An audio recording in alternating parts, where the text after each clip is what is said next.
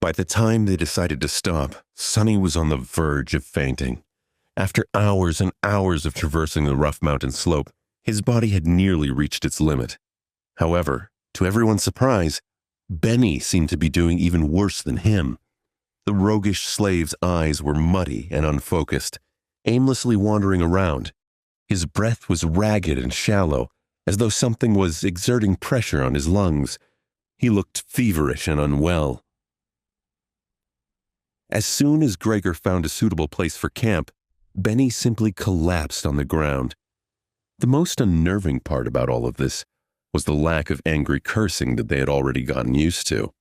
He lay silent and motionless, with only movements of his chest giving any sign that he was still alive. Several moments later, he managed to sit up, uncorked his flagon with a shaky hand, and greedily drank a few large gulps. "Conserve your water," Gregor said, a hint of concern somehow finding its way into his usually stoic voice. Disregarding these words, Benny drank more, emptying the flagon. Fraser didn't look much better than him.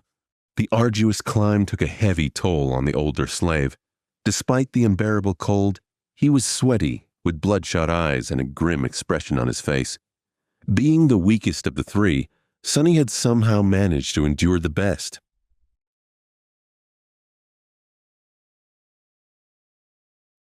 Gregor gave Fraser a complicated look. "There might come a time when we won't be able to make a fire, so as not to attract unwanted attention." No one commented, knowing perfectly well whose attention they had to avoid. The memory of the Mountain King's horror was still fresh in their minds. Luckily, Gregor had managed to find a natural alcove in the mountain wall, perched precariously behind a narrow ledge. The fire was well hidden by the rocks, allowing them to enjoy its warmth without the fear of being noticed. No one was in the mood to talk, so they just roasted slices of oxen meat above the flames and ate in silence. By the time the skies had turned completely black, Benny and Fraser were already asleep, lost in the thrall of their own nightmares. Gregor took out his sword and moved to the edge of the rock outcropping. "Try to rest as well. I'll take the first watch." Sonny gave him a nod and lay down near the fire, dead tired. Falling asleep inside a dream was a new experience for him, but unexpectedly, it turned out to be quite mundane. As soon as his head touched the ground, his consciousness slipped into darkness. After what felt like only a second, someone had gently shaken him awake. Groggy and disoriented, Sonny blinked a few times, finally noticing Gregor hovering above him. "These two don't look too well, so it's better to give them some time to recover. Don't let the flames go out, and wake us up once the sun starts to rise, or if the beast appears." Sonny silently rose and changed places with Gregor, who added a couple of logs into the fire and was soon fast asleep. For a few hours, he was on his own. The skies were black, with dim stars and a sharp crescent of the newborn moon. However, its light was not enough to pierce the darkness that enveloped the mountain. Only Sonny's eyes seemed to be able to do so. He sat quietly, looking down the way they came.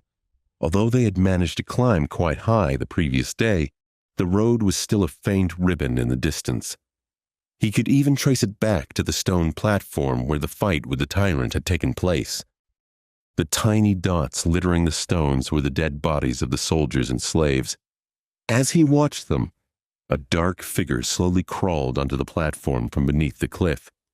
It stayed motionless for a while, and then moved forward, scraping its claws against the ground. Every time a claw hit one of the bodies, the tyrant would grab it and bring it to its maw.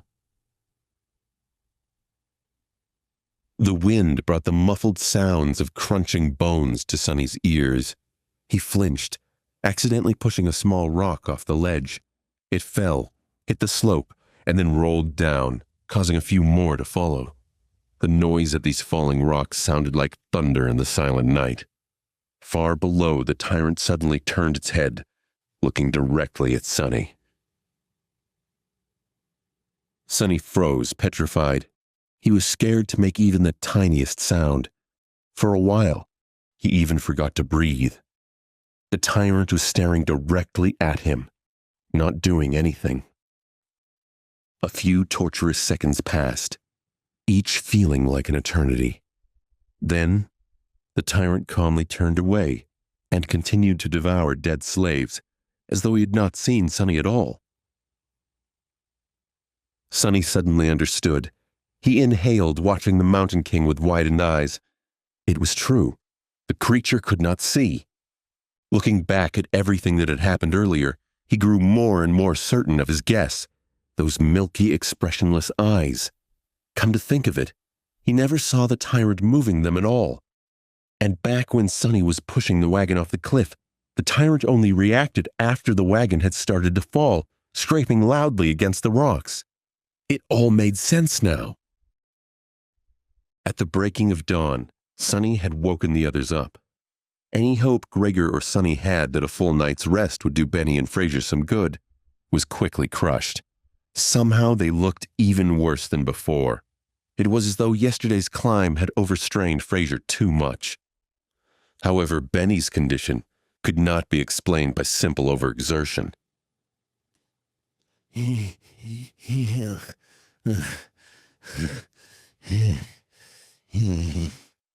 was deadly pale and shaky, with half-conscious eyes and a lost look on his face. "What's wrong with him?" Fraser, who himself was not doing very well, helplessly shook his head. "It might be the altitude sickness. It affects different people differently." His voice sounded raspy and weak. "I'm fine, assholes. Get out of my face." Benny could barely form full sentences, but still insisted that he was all right. Gregor frowned, and then took most of the supplies Benny was supposed to carry, before adding them to his own load. After hesitating a little, he gave some to Sonny, too. "Did anything happen while we were asleep?" Sonny stared at him for a few seconds. "The monster ate the dead." The young soldier's frown deepened. "How do you know?" "I heard it." Gregor moved to the edge and looked down, trying to make out the distant stone platform. After a minute or so, he clenched his jaw, showing signs of uncertainty for the first time. "Then we'll have to move faster. If the creature is finished with all the bodies, it will come for us next. We need to find that old path before nightfall." Frightened and dejected, they set out again and continued to climb. Sonny was slowly dying under the weight of the added load. Thankfully, Benny and Fraser had already drunk most of the water, lightening it a little. "This is hell," he thought. They climbed higher and higher and higher. The sun was climbing with them, slowly approaching the zenith. There was no talking, no laughing, only strained breathing. Each of the 4 survivors was concentrated on their own steps and footing. Benny continued to fall farther and farther behind. His strength was abandoning him. Suddenly, a frantic, desperate scream broke the silence, echoing off the mountain. Sonny turned around, but he only had time to see a panic-stricken face.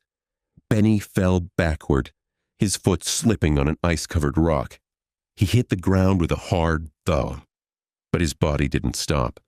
Instead, he rolled down the steep rock face, his arms scrambling wildly, trying to grab onto something. But it was too late. Frozen in place and powerless, they could only watch as his body tumbled down the slope, leaving bloody streaks on the rocks. With each second, Benny looked less like a man and more like a rag doll. Benny continued to tumble down and down.